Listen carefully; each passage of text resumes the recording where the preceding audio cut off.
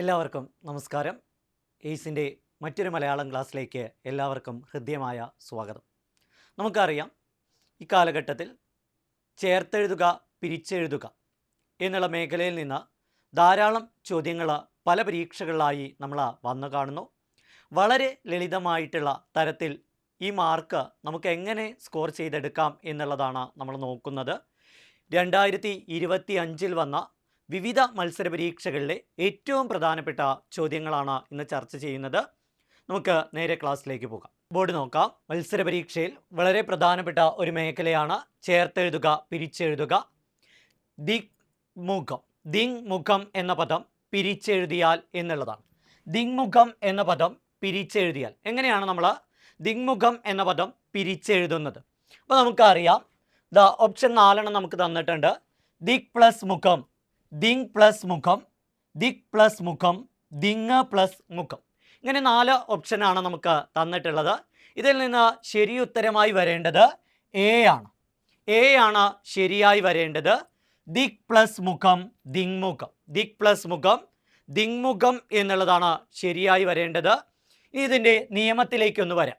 കാക്ക് ശേഷം അനുനാസികങ്ങളായ ങ, ഞ, ണ, ന, മ എന്നിവയാണ് വരുന്നതെങ്കിൽ ഈ ക എന്നുള്ളത് പോയി ഇവിടെ നമുക്ക് വരേണ്ടത് ങ എന്നാണ്. ക പോയി ങ വരും. കാക്ക് ശേഷം അനുനാസികങ്ങളായ ങ, ഞ, ണ, ന, മ എന്നിവയാണ് വരുന്നതെങ്കിൽ ക പോയി ങ വരും. ഇനി നമുക്കൊരു എക്സാമ്പിളിലേക്ക് വരാം. ഇവിടെ നോക്കൂ, വാക് പ്ലസ് മയം, വാക് പ്ലസ് മയം ചേർത്തെഴുതിയാൽ ഇവിടെ നോക്കുമ്പോൾ കായും മായുമാണ് പ്ലസിൻ്റെ ഇരുവശങ്ങളിലുമായി നമ്മൾ കാണുന്നത്. കായും മായുമാണ്. അപ്പോൾ കാക്ക് ശേഷം വന്നിരിക്കുന്നത് മായാണ്. അപ്പോൾ നമ്മൾ ഇങ്ങനെ വന്നു കഴിഞ്ഞാൽ ഈ കാ പോണം, ഇവിടെ പകരം ങ വരണം എന്നുള്ളതാണ് നമ്മുടെ നിയമം. കാ പോയി ആ സ്ഥാനത്ത് ങ വരണം എന്നുള്ളതാണ് നിയമം. അപ്പോൾ വാക് പ്ലസ് മയം ചേർത്തെഴുതിയാൽ വാങ്മയം എന്നായി മാറുന്നു. ഇനി അടുത്തൊരു എക്സാമ്പിൾ നോക്കുമ്പോൾ ദിക് പ്ലസ് നാദം, ദിക് പ്ലസ് നാദം എല്ലാവർക്കും അറിയാം, ഇത് കായാണ്. അതിനുശേഷം വന്നിരിക്കുന്നത് അനുനാസികമായ നായാണ്, അനുനാസികമായ നായാണ്. അങ്ങനെയെങ്കിൽ ചേർത്തെഴുതുമ്പോൾ എന്താണ് പദം വരേണ്ടത്? ഈ കാ പോയി നമുക്ക് വരേണ്ടത് നായാണ്. അപ്പോൾ ദിക് പ്ലസ് നാദം, ദിങ്നാദം. ഇനി ഇങ്ങോട്ട് നോക്കൂ, അടുത്തതാണ് വളരെ പ്രധാനപ്പെട്ടത്. നമ്മുടെ ഡിഗ്രി പ്രിലിംസിന് നമ്മൾ കണ്ടൊരു ചോദ്യമാണ്. ദിക് പ്ലസ് നാഗൻ ചേർത്തെഴുതിയാൽ എങ്ങനെ ആവും? ദിക് പ്ലസ് നാഗൻ ചേർത്തെഴുതിയാൽ വളരെ ഈസി ആയിട്ട് നമുക്ക് ഉത്തരത്തിലേക്ക് എത്താം. ഇത് കായാണ്, ഇത് അനുനാസികമായ നായാണ്. അങ്ങനെയെങ്കിൽ ഈ കാ നമ്മൾ ഒഴിവാക്കുന്നു, പകരം ങ എഴുതുന്നു. അപ്പോൾ ദിക് പ്ലസ് നാഗൻ ചേർത്തെഴുതിയാൽ ദിങ് നാഗൻ എന്നായി മാറുന്നു. വളരെ ലളിതമായി ഉത്തരങ്ങളിലേക്ക് എത്താം. വളരെ പെട്ടെന്ന് ചേർത്തെഴുതുക, പിരിച്ചെഴുതുക എന്നുള്ളത് വളരെ ഈസിയായി നമ്മൾ കണ്ട ഒന്നാമത്തെ ചോദ്യം. ദിങ്മുഖം എന്ന പദം പിരിച്ചെഴുതിയാൽ എന്നാണ് 2025 SI പരീക്ഷയ്ക്ക് ചോദിച്ച ചോദ്യമായിരുന്നു ഇത്. വളരെ പെട്ടെന്ന് മത്സരാർത്ഥിക്ക് ഉത്തരം കണ്ടെത്താൻ സാധിക്കും. ദിങ് പ്ലസ് മുഖം, ദിക് പ്ലസ് മുഖം എന്നായി മാറും. ഇത് കായാണ്, ശേഷം വന്നത് അനുനാസികമായ മായാണ് എങ്കിൽ കാ നമ്മൾ കളയുന്നു, ങാടുന്നു. അപ്പോൾ ഇതേ സ്ഥാനത്ത് നമ്മൾ കാട്ട് കഴിഞ്ഞാൽ ദിക് പ്ലസ് മുഖം, ദിങ്മുഖം. അപ്പോൾ ഉത്തരമായി വരേണ്ടത് എ ആണ്. സംശയമില്ല എന്ന് വിചാരിക്കുന്നു. അടുത്ത ചോദ്യത്തിലേക്ക് വരാം. നോക്കാം. അടുത്തത് അതേ എക്സാമിൽ മറ്റൊരു ചോദ്യം നമ്മൾ കാണുന്നു. മഹത് പ്ലസ് ചരിതം എന്ന പദം ചേർത്തെഴുതിയാൽ 2025 SI പരീക്ഷയ്ക്ക് ചോദിച്ച മറ്റൊരു വളരെ ലളിതമായ ഒരു ചേർത്തെഴുത്താണ് നമ്മൾ കാണുന്നത്. നോക്കൂ മക്കളെ, മഹത് പ്ലസ് ചരിതം എന്ന പദം ചേർത്തെഴുതിയാൽ, മഹത് പ്ലസ് ചരിതം എന്ന പദം ചേർത്തെഴുതിയാൽ എ മഹശ്ചരിതം, ബി മഹച്ചരിതം, സി മഹച്ചരിതം, ഡി മഹച്ചരിതം. ഇങ്ങനെ 4 ഓപ്ഷനാണ് നമ്മൾ തന്നിട്ടുള്ളത്. അപ്പോൾ നമ്മൾ ചേർത്തെഴുത്തും പിരിച്ചെഴുത്തുമായി ബന്ധപ്പെട്ട് നമ്മൾ മനസ്സിലാക്കേണ്ട ഒരു കാര്യം, മഹത് പ്ലസ് ചരിതം ചേർത്തെഴുതിയാൽ ചേർത്തെഴുത്തിൽ പിരിച്ചെഴുത്തിൽ പ്ലസിൻ്റെ ഇരുവശത്തുമുള്ള അക്ഷരങ്ങൾക്കാണ് റോള് എന്ന് ആദ്യം മനസ്സിലാക്കുക. പ്ലസിൻ്റെ ഇരുവശത്തുമുള്ള അക്ഷരങ്ങളെ മാത്രം നോക്കുക. ത് പ്ലസ് ച നോക്കുക. ത് പ്ലസ് ച, ത് പ്ലസ് ച ചേർത്തെഴുതിയാൽ എന്താണ് നമുക്ക് കിട്ടുക? ത് പ്ലസ് ച ചേർത്തെഴുതിയാൽ നമ്മൾ പഠിക്കുക ച എന്നാണ് വരിക. ത് പ്ലസ് ച കാണാതെ പഠിച്ചു വെച്ചോളൂ. ത് പ്ലസ് ച, ച എന്നാണ് വരിക. അപ്പോൾ ച എന്നുള്ള അക്ഷരം പിരിഞ്ഞു കഴിഞ്ഞാൽ ത് പ്ലസ് ച. അപ്പോൾ നമുക്കറിയാം ത് പ്ലസ് ച എന്നുള്ളത് ചേർന്നാൽ ച എന്ന് കിട്ടും. ഇതിൽ ഏത് ഓപ്ഷനിലാണ് ച വന്നത് എന്ന് കണ്ടെത്തിയാൽ മതി. ഓക്കെ, വളരെ ലളിതമായി നമുക്ക് ഉത്തരം കണ്ടെത്താൻ സാധിച്ചു. മഹച്ചരിതം എന്നാണ് ഉത്തരം. മഹച്ചരിതം.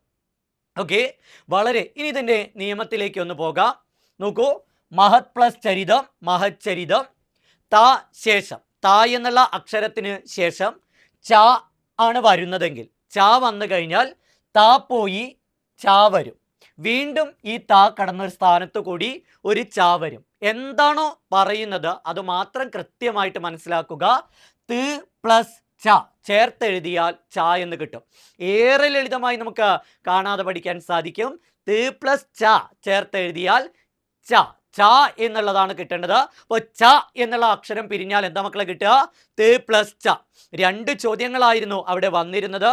ഒന്ന് ദിഗ്മുഖവും മറ്റൊന്ന് മഹച്ചരിതവുമാണ് എസ് ഐക്ക് ചോദിച്ച രണ്ട് ചോദ്യങ്ങൾ. നമ്മുടെ ക്ലാസ് അറ്റൻഡ് ചെയ്ത കുട്ടികൾക്ക് വളരെ പെട്ടെന്ന്, ഏറെ ചുരുങ്ങിയ സമയം കൊണ്ട് ഉത്തരത്തിലേക്ക് എത്താൻ സാധിച്ചു. അത് വളരെ നല്ലൊരു കാര്യം തന്നെ. മനസ്സിലാക്കുക, ത് പ്ലസ് ച ചേർത്താൽ ച. അപ്പോൾ അടിയിലേക്ക് ഒരു എക്സാമ്പിൾ വരുന്നു. ചലത് പ്ലസ് ചിത്രം ചേർത്തെഴുതിയാൽ, ചലത് പ്ലസ് ചിത്രം ചേർത്തെഴുതിയാൽ. അപ്പോൾ നമുക്കറിയാം ത് പ്ലസ് ച ചേർന്നാൽ ച എന്ന് കിട്ടണം. അപ്പോൾ ചലത് പ്ലസ് ചിത്രം ചേർത്തെഴുതിയാൽ ചലച്ചിത്രം എന്നായി മാറുന്നു. ഇനി അതേപോലെ മറ്റൊരു എക്സാമ്പിൾ കൂടി നോക്കാം. ശരത് പ്ലസ് ചന്ദ്രൻ, ത് പ്ലസ് ച ചേർത്തെഴുതിയാൽ എന്താവും? ച എന്നാവും. അപ്പോൾ ശരത് പ്ലസ് ചന്ദ്രൻ ശരത് ചന്ദ്രൻ എന്നായി മാറുന്നു. വളരെ ലളിതമായ നിയമങ്ങളിലൂടെയാണ് നമ്മൾ ക്ലാസ്സുകൾ കൈകാര്യം ചെയ്യുന്നത്. കൃത്യമായിട്ട് എല്ലാ ക്ലാസ്സുകളിലേക്കുമുള്ള നമ്മൾ അഡ്മിഷൻ ആരംഭിച്ചിട്ടുണ്ട്. വിവിധ മത്സര പരീക്ഷകളിലേക്ക് വളരെ പെട്ടെന്ന് സർവീസിലേക്ക് എത്താൻ വേണ്ടി ഏറെ ലളിതമായ രീതിയിലൂടെയാണ് ക്ലാസ്സുകൾ പോയിക്കൊണ്ടിരിക്കുന്നത്. ത് പ്ലസ് ച, ച എന്ന് കിട്ടും. എല്ലാവർക്കും മനസ്സിലായി കാണും എന്ന് വിചാരിക്കട്ടെ. മഹത് പ്ലസ് ചരിതം എന്ന പദം ചേർത്തെഴുതിയാൽ മഹച്ചരിതം. ഇനി അടുത്ത നിയമത്തിലേക്ക്. താഴെ കൊടുത്തിരിക്കുന്നതിൽ ശരിയായ പദം ഏത്? താഴെ കൊടുത്തിരിക്കുന്നവയിൽ ശരിയായ പദം ഏത്? പദശുദ്ധിയുമായി ബന്ധപ്പെട്ട ഏറ്റവും പ്രധാനപ്പെട്ട ചോദ്യങ്ങൾ നമ്മൾക്ക് വന്നിരുന്നു. നമുക്കറിയാം 100ഓളം അല്ല 10,000ഓളം അല്ല പദങ്ങളുള്ളത്. ഇതിൽ നിന്ന് ഏറ്റവും പ്രധാനപ്പെട്ട 100ഓളം പദങ്ങളാണ് നമ്മുടെ ക്ലാസ്സിലൂടെ നമ്മൾ പരിചയപ്പെടുത്തുന്നത്. അതുതന്നെയാണ് ഈ കഴിഞ്ഞ എല്ലാ മത്സര പരീക്ഷയ്ക്കും വന്നിട്ടുള്ളത്. അത് കൃത്യമായി പഠിച്ചെടുത്തു കഴിഞ്ഞാൽ അടുത്ത ലിസ്റ്റിലും ഏറ്റവും മുന്നിലെ റാങ്ക് സ്വന്തമാക്കാൻ നിങ്ങൾക്ക് സാധിക്കും. അപ്പോൾ നമുക്ക് ചോദ്യത്തിലേക്ക് വരാം. താഴെ കൊടുത്തിരിക്കുന്നവയിൽ ശരിയായ പദം ഏത്? നോക്കാം. അരിചന്ദ്രൻ, അരിചന്ദ്രൻ, അരിശ്ചന്ദ്രൻ, അരിചന്ദ്രൻ എന്നിങ്ങനെ 4 പദങ്ങളാണുള്ളത്. ഇതിലേതാണെന്ന് ശരി എന്ന് നമുക്കറിയാം. ഏത് ശരി? അരിശ്ചന്ദ്രൻ എന്നുള്ളതാണ് ശരി. അരിശ്ചന്ദ്രൻ. അപ്പോൾ ഇത്തരവും പ്രധാനപ്പെട്ട മേഖല തന്നെയാണ് പദശുദ്ധി. അപ്പോൾ ഷായും ഷായും ചേർന്ന് വരുന്ന ഏറ്റവും പ്രധാനപ്പെട്ട പരീക്ഷയ്ക്ക് റിപ്പീറ്റ് ചെയ്യുന്ന മറ്റു പദങ്ങൾ കൂടി നമുക്കൊന്ന് പരിചയപ്പെടാം. നോക്കാം. പശ്ചാത്താപം, പശ്ചാത്തലം, പ്രായശ്ചിത്തം, തിരശ്ചീനം, നിശ്ചയം, വൃശ്ചികം. അല്ലേ? വളരെ ലളിതമായ ചോദ്യങ്ങളാണ് ഇതെല്ലാം. ഇതായിരുന്നു CPOയുടെ ഉത്തരമായി വന്നിരുന്നത്. തെറ്റായി കാണിച്ചു. താഴെ തന്നിരിക്കുന്നവയിൽ തെറ്റായ പദം ഏത് എന്നാണ് ചോദിച്ചിരുന്നത്. വൃശ്ചികം എന്നുള്ള പദം ഇങ്ങനെയാണ് PSC എഴുതി കാണിച്ചിരുന്നത്. തെറ്റായ പദം കണ്ടെത്താനാണ് ചോദ്യം വന്നിരുന്നത്. വൃശ്ചികം. അപ്പോൾ ശ്രദ്ധിക്കുക, ഇതാണ് ശരി. വൃശ്ചികം നമ്മളൊക്കെ കേട്ടിട്ടുണ്ട്. വൃശ്ചിക പുലരി തന്നാണ് നമ്മൾ കേട്ടിട്ടുള്ളത്. അപ്പോൾ വൃശ്ചികം എന്നുള്ളത് ശ്രദ്ധിക്കുക. ഈ പദങ്ങളിൽ ഷായും ചായും ചേർന്ന് വരുന്ന ഏതാനും പദങ്ങളാണ് പരിചയപ്പെടുത്തിയത്. ഇപ്പോൾ നമ്മൾ കണ്ടു കഴിഞ്ഞ ഒന്നാണ് അരിശ്ചന്ദ്രൻ. അതുപോലെ പശ്ചാത്താപം, പശ്ചാത്തലം, പ്രായശ്ചിത്തം, തിരശ്ചീനം, നിശ്ചയം, വൃശ്ചികം. ഇനി അടുത്തയിലേക്ക് വരാം. വളരെ പ്രധാനപ്പെട്ട മറ്റൊരു ചോദ്യമാണ് 2025 ചോദിച്ച പത്രാധിപർ എന്ന പദം താഴെ കൊടുത്തിരിക്കുന്നവയിൽ ഏത് വിഭാഗത്തിൽ പെടുന്നു? പത്രാധിപർ എന്ന പദം താഴെ കൊടുത്തിരിക്കുന്നവയിൽ ഏത് വിഭാഗത്തിൽ പെടുന്നു എന്നാണ് ചോദ്യം. നോക്കാം. ബഹുവചനം, പൂജക ബഹുവചനം, സർവനാമം, അലിംഗ ബഹുവചനം എന്നാണ് ഉത്തരം. അല്ലേ? ഇതിൽ ഏതാണ് ഉത്തരമായി വരുന്നത്? ഓപ്ഷൻ 4 നമ്മൾ കണ്ടു. ബഹുവചനം, പൂജക ബഹുവചനം, സർവനാമം, അലിംഗ ബഹുവചനം. ഇതിലേതാണ് വരുന്നത് എന്ന് ചോദിച്ചാൽ പൂജക ബഹുവചനമാണ്. നമ്മൾ ക്ലാസ് റൂമിൽ ഏറ്റവും പ്രധാനപ്പെട്ട എക്സാമ്പിളുകളെ പറയാറുള്ളൂ. അത് തന്നെ പൂജക ബഹുവചനത്തുമായി ബന്ധപ്പെട്ട പരീക്ഷകൾക്ക് ചോദിക്കാറുള്ളൂ. ഈ പ്രധാനപ്പെട്ട ഭാഗം പഠിച്ചു കഴിഞ്ഞാൽ ഒരു മാർക്കും നഷ്ടപ്പെടാതെ നിങ്ങൾക്ക് സ്വന്തമാക്കാൻ സാധിക്കും. അപ്പോൾ എന്താണ് പൂജക ബഹുവചനം എന്ന് ചോദിച്ചാൽ, ബഹുമാനം കാണിക്കാൻ ഏകവചനത്തോടൊപ്പം ബഹുവചന പ്രത്യയം ചേർക്കുന്നതാണ് പൂജക ബഹുവചനം. ബഹുമാനം കാണിക്കാൻ ഏകവചനത്തോടൊപ്പം ബഹുവചന പ്രത്യയം ചേർക്കുന്നതാണ് പൂജക ബഹുവചനം. ഈ എക്സാമ്പിളുകൾ കാണാതെ പഠിച്ചാൽ ഒരു മാർക്കും പോവാതെ നിങ്ങൾക്ക് ഈ മേഖലയിൽ നിന്ന് മാർക്ക് ഉറപ്പിക്കാം. ഏറെ പ്രധാനപ്പെട്ട പദങ്ങളാണ് സ്വാമികൾ, ഗുരുക്കൾ, അവർകൾ, വൈദ്യർ, ശാസ്ത്രികൾ, തമ്പ്രാക്കൾ, തിരുവടികൾ, താങ്കൾ, നിങ്ങൾ, പത്രാധിപർ, ഗുരുപാദർ, ആചാര്യർ, ഭാഗവതർ, മാരാർ, വാദ്യാർ. ഇത്രയും വളരെ പ്രധാനപ്പെട്ടതാണ്. ഇതൊന്ന് കാണാതെ പഠിച്ചാൽ നമുക്ക് ഈസി ആയിട്ട് എത്തിച്ചേരാൻ പറ്റും. ഇപ്പോൾ കഴിഞ്ഞ എക്സാമിന് ചോദിച്ചത് ഇതായിരുന്നു, പത്രാധിപർ. ഏറ്റവും പ്രധാനപ്പെട്ട കാര്യങ്ങളെ സിലബസ് അധിഷ്ഠിതമായിക്കൊണ്ട് പരീക്ഷയ്ക്ക് വരാൻ സാധ്യതയുള്ള ഭാഗങ്ങളെ ചികഞ്ഞെടുത്തുകൊണ്ടാണ് നമ്മുടെ ക്ലാസ്സുകൾ പോകുന്നത്. വളരെ വേഗത്തിൽ നിങ്ങളെ നല്ലൊരു സർക്കാർ ജോലിക്കാരാക്കുക എന്നുള്ളതാണ് എയ്സിൻ്റെ ലക്ഷ്യം. അതിലേക്ക് എത്താം. എയ്സിനോടൊപ്പം ജോയിൻ ചെയ്യുക. അപ്പോൾ നമ്മൾ പറഞ്ഞത് പൂജക ബഹുവചനം പ്രധാനപ്പെട്ടത്. ഇത് കാണാതെ പഠിച്ചാൽ ഈ ഭാഗത്ത് നിന്ന് ഏത് ചോദ്യം വന്നാലും നിങ്ങൾക്ക് ഒരു മാർക്ക് ഉറപ്പിക്കാം. സ്വാമികൾ, ഗുരുക്കൾ, അവർകൾ, വൈദ്യർ, ശാസ്ത്രികൾ, തമ്പ്രാക്കൾ, തിരുവടികൾ, താങ്കൾ, നിങ്ങൾ, പത്രാധിപർ, ഗുരുപാദർ, ആചാര്യർ, ഭാഗവതർ, മാരാർ, വാദ്യാർ. അപ്പോൾ ഇത്രയും ഭാഗങ്ങൾ ഒന്ന് ശ്രദ്ധിക്കുക. അപ്പോൾ പത്രാധിപർ ഏത് വിഭാഗത്തിൽ ഉൾപ്പെടുന്നു എന്നാണ് ചോദ്യം വന്നിരുന്നത്. പൂജക ബഹുവചനമാണ്. ഇനി നോക്കൂ മക്കളെ, 2025 തന്നെ മറ്റൊരു ചോദ്യം നമ്മൾ കണ്ടു കഴിഞ്ഞു. ഇതിൽ പൂജക ബഹുവചനത്തിൽ ഉൾപ്പെടാത്തത് ഏത് എന്നായിരുന്നു. എല്ലാവർക്കും അറിയാം. എ സ്വാമികൾ തന്നു, ബി ഗുരുക്കൾ തന്നു, സി അവർകൾ തന്നു, ഡി നമ്മൾ എന്നാണ് തന്നിരുന്നത്. നമ്മൾ നോക്കൂ, നമ്മൾ പറഞ്ഞ അതേ എക്സാമ്പിളുകളാണ് PSC ആവർത്തിച്ച് ചോദിക്കുന്നത്. സ്വാമികൾ പൂജക ബഹുവചനം നമുക്കറിയാം, ഗുരുക്കൾ പൂജക ബഹുവചനമാണെന്ന് നമുക്കറിയാം, അവർകൾ എന്നുള്ള പദവും പൂജക ബഹുവചനമാണ് എന്ന് നമുക്കറിയാം. അപ്പോൾ ശ്രദ്ധിക്കുക, നമ്മൾ എന്നുള്ളത് ബഹുവചനമാണ്, പൂജക ബഹുവചനമല്ല.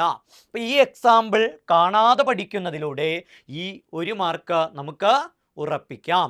അടുത്ത ചോദ്യത്തിലേക്ക് വരാം. അഷ്ടകലാശം ചവിട്ടുക. അഷ്ടകലാശം ചവിട്ടുക എന്ന ശൈലിയുടെ അർത്ഥം എഴുതാനാണ് തന്നിട്ടുള്ളത്. അഷ്ടകലാശം ചവിട്ടുക എന്ന ശൈലിയുടെ അർത്ഥം എഴുതുക. നോക്കൂ മക്കളെ, എ സകല ഉപായങ്ങളും ഒന്നിച്ച് പ്രയോഗിക്കുക. സകല ഉപായങ്ങളും ഒന്നിച്ച് പ്രയോഗിക്കുക. 2 ബി തന്നിരിക്കുന്നത് അവസാനിപ്പിക്കുക. സി തന്നത് ചുരുക്കി പറയുക. ഡി കാര്യസ്വഭാവം അറിയാതെ പ്രവർത്തിക്കുക. കാര്യസ്വഭാവം അറിയാതെ പ്രവർത്തിക്കുക. അപ്പോൾ ഇതിൻ്റെ ഉത്തരമായി വരുന്നത് അഷ്ടകലാശം ചവിട്ടുക എന്ന ശൈലിയുടെ അർത്ഥം സകല ഉപായങ്ങളും ഒന്നിച്ച് പ്രയോഗിക്കുക എന്നുള്ളതാണ്. ഇത് 10ാം ക്ലാസ്സിലെ പാഠപുസ്തകവുമായി ബന്ധപ്പെട്ട് ചോദിക്കുന്ന ഒന്നാണ്. കഥകളിയുമായി രണ്ടാമത്തെ പാഠഭാഗമായി ഉണ്ണായി വാര്യരുടെ നളചരിതം ആട്ടക്കഥയിലെ ഒരു ഭാഗമാണ് നമുക്ക് പഠിക്കാനുള്ളത്. അതുമായി ബന്ധപ്പെട്ട് കഥകളി, ആട്ടക്കഥ എന്നുള്ളതൊക്കെ നമ്മൾ പരിചയപ്പെടേണ്ടത് അനിവാര്യം. അപ്പോൾ കഥകളിയുമായി ബന്ധപ്പെട്ട ഏതാനും ശൈലികൾ നമുക്കൊന്ന് നോക്കാം. കഥകളിയുമായി ബന്ധപ്പെട്ട ശൈലികൾ: ഒന്ന്, അഷ്ടകലാശം ചവിട്ടുക. അഷ്ടകലാശം ചവിട്ടുക, സകല ഉപായങ്ങളും ഒന്നിച്ച് പ്രയോഗിക്കുക. അടുത്തത് ധനാശി പാടുക, അവസാനിപ്പിക്കുക, ശ്ലോകത്തിൽ കഴിക്കുക, ചുരുക്കി പറയുക. ശ്ലോകത്തിൽ കഴിക്കുക, ചുരുക്കി പറയുക. അഷ്ടകലാശം ചവിട്ടുക, സകല ഉപായങ്ങളും ഒന്നിച്ച് പ്രയോഗിക്കുക, ധനാശി പാടുക, അവസാനിപ്പിക്കുക, ശ്ലോകത്തിൽ കഴിക്കുക, ചുരുക്കി പറയുക. കഥയറിയാതെ ആട്ടം കാണുക, കാര്യസ്വഭാവം അറിയാതെ പ്രവർത്തിക്കുക. കഥയറിയാതെ ആട്ടം കാണുക, കാര്യസ്വഭാവം അറിയാതെ പ്രവർത്തിക്കുക. ശിങ്കിടി പാടുക, നിരന്തരം നമ്മൾ കാണുന്ന ഒന്നാണ് ശിങ്കിടി പാടുക. എന്ത് ശിങ്കിടി പാടുക എന്ന് പറഞ്ഞാൽ സ്വന്തമായി അഭിപ്രായമില്ലാതെ മറ്റൊരാളുടെ അഭിപ്രായം ഏറ്റുപറയുക. സ്വന്തമായി അഭിപ്രായമില്ലാതെ മറ്റൊരാളുടെ അഭിപ്രായം ഏറ്റുപറയുക. ഇനി വളരെ ലളിതമായിട്ട് നമുക്ക് പറയാം, ഏറ്റുപറയുക, ശിങ്കിടി പാടുക. കേളികൊട്ട് തുടക്കം പരസ്യപ്പെടുത്തുക. കേളികെട്ട് തുടക്കം പരസ്യപ്പെടുത്തുക. അപ്പോൾ ശ്രദ്ധിക്കുക, കഥകളിയുമായി ബന്ധപ്പെട്ട് മത്സര പരീക്ഷയ്ക്കകത്ത് ചോദിക്കാൻ സാധ്യതയുള്ള പാഠപുസ്തകവുമായി ബന്ധപ്പെട്ട ശൈലികളാണ് നമ്മൾ പരിചയപ്പെട്ടത്. അപ്പോൾ ഏറ്റവും പ്രധാനപ്പെട്ടത് 2025 വിവിധ മത്സര പരീക്ഷകളിലായിട്ട് ചോദിച്ച ചോദ്യങ്ങളാണ് നമ്മൾ ക്ലാസ് റൂമിൽ ചർച്ച ചെയ്തത്. നല്ല രീതിയിൽ കൃത്യമായ ഒരു പരിശീലനം ഉണ്ടെങ്കിൽ വളരെ പെട്ടെന്ന് നല്ലൊരു റിസൾട്ട് ഉണ്ടാക്കിയെടുക്കാൻ സാധിക്കും. അതിന് എയ്സിൽ ഓൺലൈൻ ക്ലാസ്സുകളും ഓഫ്ലൈൻ ക്ലാസ്സുകളും ആരംഭിച്ചു കഴിഞ്ഞു. അതിതീവ്ര പരിശീലനത്തിലൂടെ വളരെ വേഗത്തിൽ ഏറ്റവും നല്ലൊരു സർക്കാർ ജോലിക്കാരായി മാറാൻ നിങ്ങൾക്കേവർക്കും സാധിക്കട്ടെ എന്ന് മാത്രം പ്രാർത്ഥിച്ചുകൊണ്ട് ഇന്നത്തേക്ക് വിട. നന്ദി, നമസ്കാരം.